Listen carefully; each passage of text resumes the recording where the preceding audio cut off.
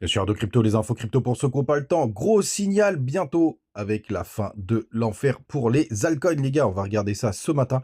On va partager, comme d'habitude, là, le petit indicateur du jour. Je sais que ça vous fait énormément plaisir. Et même moi, ça me permet de rebalayer tout ce que j'avais détecté pendant tout ce bear market. Et celui-là, il est vraiment très, très sympa. Il n'est pas hyper précis, mais on s'en fout. Le plus important, c'est de détecter des zones. Et pour ça, il est vraiment très chouette et très simple d'utilisation. Et puis on regardera pas mal de petites choses, notamment du côté de BitGet. Le BTC ce matin, il est à 64 400 $. On est plutôt stable. On a Ether qui est un chouille plus fort, 0,5%, il est à 3 500 $. Le reste de la up est tranquillou. On a quand même Ton qui pousse un joli 6%. Les autres perfs remarquables, il y en a pas des masses non plus, hein. Il y en a quand même PP qui prend 3,7%, Faites lui qui perd 4,3%. C'est une des plus grosses corrections de ce top. Et en bas du top 50, on a MKR qui perd 4%. J'essaye de passer vite là-dessus, de plus en plus, parce que vous, normalement, vous savez lire. Du côté du BTC et notre indicateur du jour, qui est vraiment très très très sympa. Alors toujours pareil, on le regarde en weekly, et il s'appelle Trezor Bottom. Bah, tout simplement, les gars, il nous donne les bottoms du BTC pendant le bear market. Alors, on va aller dans l'ordre. Vous voyez là, sur le bull run qu'on a connu là depuis, avec le point bas qui a été trouvé en novembre 2022, vous avez un petit indicateur qui s'appelle TB, Trezor Bottom. Vous pouvez le trouver facilement, et il nous dit que le bottom s'est trouvé aux alentours des 19 500 $. Si on prend la moitié des corps de bougie, grosso modo, on est aux 20 000 $. Est-ce que c'est le bottom parfait? Non, mais je vous le cache pas qu'on s'en fout complètement, tout simplement parce que si jamais vous êtes rentré à 20 000 $, ben, vous êtes hyper content. Donc ce que nous dit l'indicateur sur cette dernière zone, c'est bah, tout simplement que si jamais on a une correction après le Trezor bottom, ou si jamais on est rentré là, c'est plutôt pas mal. On va voir ce qu'il a fait par le passé. Regardez 2018, alors là, pour le coup, c'est plutôt propre. C'était 2019, pardon, excusez-moi. C'était janvier 2019, regardez, c'est plutôt propre. Si on prend la moitié des corps de bougie, on était à 3 700 $. On est monté jusqu'aux 65 000. Et si vous couplez ça par exemple au P-Cycle que vous avez déjà vu ensemble, vous utilisez le Tweezer Bottom, vous sortez au P-Cycle, pour le coup, c'est plutôt pas mal. On va encore continuer dans le passé et on arrive en 2015. En mars 2015, regardez, on était sur une belle zone. On est rentré, on va dire à la moitié, on va dire 240 $. C'était juste après le point bas, et on a eu un nouveau point bas à 200 $. Donc on a à peu près perdu à peu près 25% quand même par rapport à ce Tweezer Bottom, mais je peux vous dire qu'on est plutôt pas mal. Alors comment il faudrait l'utiliser du coup quand on voit tout ça? Bon, déjà il y a que 3 backtests. Tout simplement, ça veut dire qu'il faut rentrer. Il faut commencer à rentrer quand il pop-up, et dès qu'on passe en dessous de la zone indiquée au Tweezer Bottom, c'est un super point d'entrée. Ici, ce serait arrivé. Alors attention, ici, ça aurait été hyper rapide parce que vous êtes rentré sur cette bougie et que le vrai bottom, enfin suivant, il était vers les 3300 et que vous êtes rentré à 3007, hein.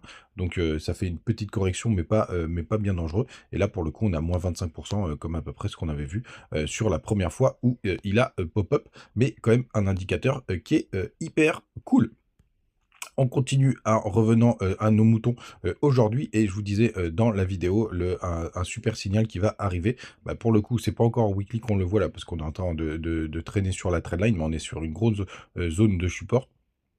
Parce que c'est tout simplement sur la Bitcoin Dominance qu'on va le voir. En tout cas, on est sur un gros support, notamment en Ishimoku, puisqu'on est en train de tenir la Tenkan. Et donc ça, c'est plutôt une bonne nouvelle, les gars. Et je pense qu'on va pas trop bouger, hein, du côté du BTC là, sur ce dimanche.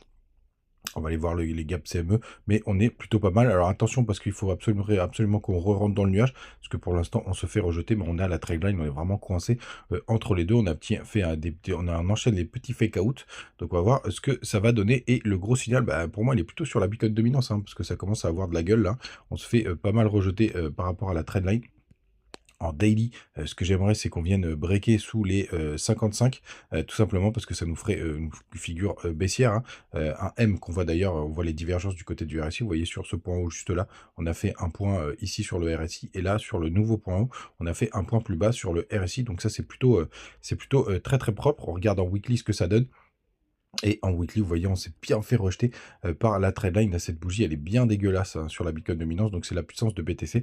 Face aux autres cryptos, du côté des contrats futurs, des contrats CME, pardon, on a clôturé à 64 260 $. Donc, on est à 100 $ près.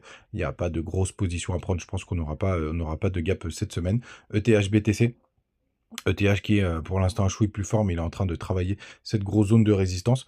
Il veut toujours me le faire sauter à chaque fois. Bon, bref, vous avez vu, c'est plutôt sympathique. Les gars, n'hésitez pas à nous rejoindre du côté du Telegram. On partage les news AI tous les matins avec toutes ces petites news qui sont générées par l'AI. Et vous avez d'ailleurs tous les liens vers Bitget, Bitdis, Bitmark et justement Bitget. N'oubliez pas, quand vous avez des BGB, vous avez Pool X. Et alors, ce matin, le truc sympathique, enfin, de ces derniers jours, vous avez ZRO avec la crypto ZRO qui vient d'être lancée. Vous avez bah, quelque chose d'assez sympathique. N'hésitez pas à aller jeter un œil de ce côté-là. Il y a un APR de 51%. Donc, vous pouvez aussi faire fructifier vos cryptos pour le coup. Et moi, je suis à fond sur le staking. Pour le coup, il faudra sortir assez rapidement du staking à un moment donné, mais ça, je vous donnerai le signal.